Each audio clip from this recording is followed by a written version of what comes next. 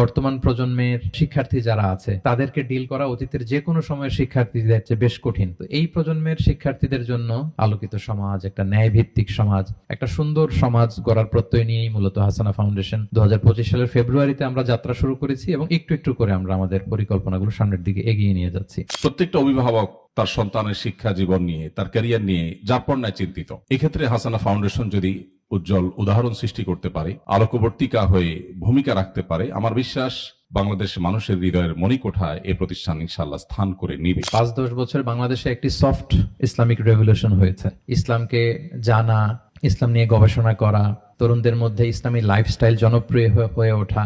আমি অনেক তরুণদের দেখি যে তারা দাড়ি রাখে, তারা টাকনুর উপরে কাপড় পরে। তো এই প্রবণতা বেড়েছে।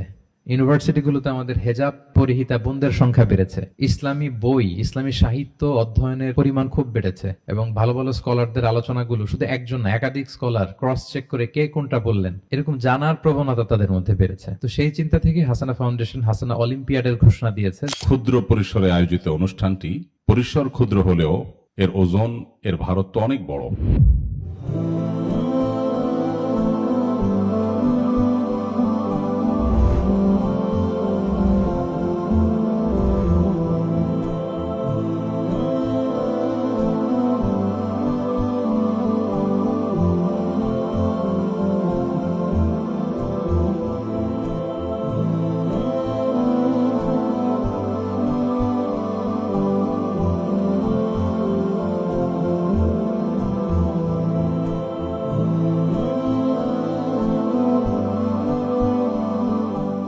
হাসানা ফাউন্ডেশনের প্রধান কার্যালয়ের উদ্বোধনী প্রোগ্রামের আজকের এই মোবারক এই মহতে আয়োজনের উপস্থিত সম্মানিত সুধী, সম্মানিত মেহমানবৃন্দ, শুরুতেই আপনাদের সবাইকে জানাচ্ছি আন্তরিক অভিনন্দন এবং উষ্ণ শুভেচ্ছা।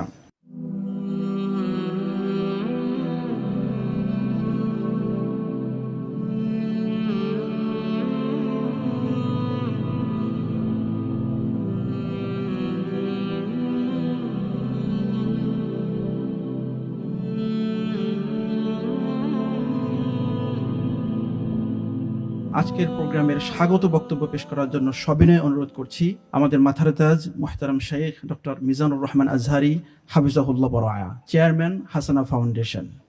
আসসালামু আলাইকুম ওয়া রাহমাতুল্লাহি ওয়া বারাকাতুহু। আমরা আল্লাহর দরবারে শুকরিয়া আদায় করছি যে আল্লাহ তাআলা আমাদেরকে হাসানা ফাউন্ডেশনের অফিস 2 আমাদের প্রধান কার্যালয়ের আজকের শুভ উদ্বোধনী প্রোগ্রামে একত্রিত হওয়ার সুযোগ করে দিয়েছেন। আমরা পড়ছি আলহামদুলিল্লাহ। আমি সম্মানিত অতিথিদের জ্ঞাতার্থে বলে রাখতে চাই যে হাসানা ফাউন্ডেশনের টোটাল ফোকাস হচ্ছে এডুকেশন। যত ধরনের শিক্ষামূলক প্রজেক্ট